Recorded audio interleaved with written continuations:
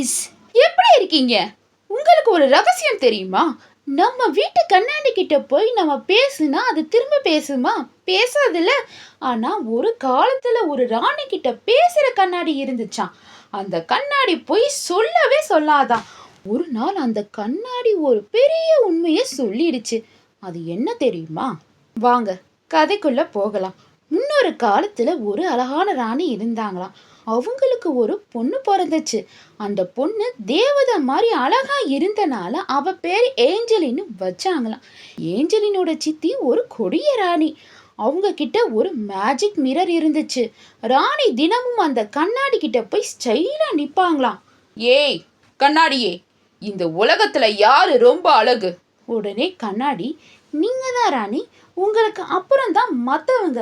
அதை கேட்ட உடனே ராணி செம குஷி ஆயிடுவாங்களாம். ஒரு நாள் அந்த மேஜிக் மிரர் சடனா உண்மையை போட்டு உடைச்சிருச்சு.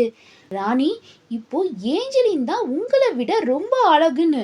இதை கேட்டு ராணிக்கு பயங்கர கோபம். ஒரு வேடனை கூப்பிட்டு இந்த ஏஞ்சலினை காட்டுக்குள்ள கூட்டிட்டு போய் முடிச்சிரு அப்படின்னு ஆர்டர் போட்டாங்க. ஆனா அந்த வேடன் ரொம்ப நல்லவன். ஏஞ்சலினோட அமைதியான முகத்தை பார்த்து மனசு வராம, ஓடி போயிடு பாப்பா, ராணி கிட்ட மட்டும் மாட்டிக்காதன்னு சொல்லி தப்பிக்க வச்சிட்டாரு. காட்டுக்குள்ள தனியா நடந்து போன ஏஞ்சலின் அங்க ஒரு சின்ன வீட்டை பார்த்தா. அங்க 7 குள்ளர்கள் வாழ்ந்து வந்தாங்க. அவங்க வீடு ஃபுல்லா தூசியா இருந்துச்சாம். நம்ம ஏஞ்சலின் செம எனர்ஜெட்டிக்கா எல்லா வேலையும் செஞ்சு வீட்டை சூப்பரா மாத்திட்டா.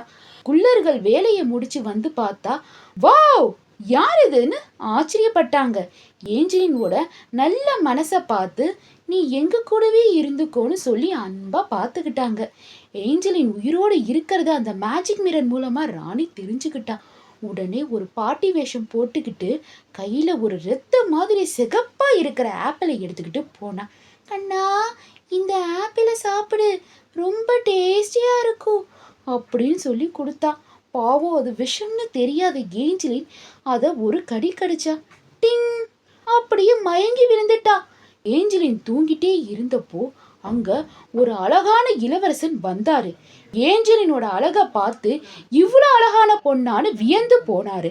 பிரின்ஸ் வந்து அவ கையை தொட்டு தூக்குனப்போ இந்த ஆப்பிள் துண்டு அவ தொண்டையில இருந்து வெளியே வந்துருச்சு. அதாங்க மேஜிக்.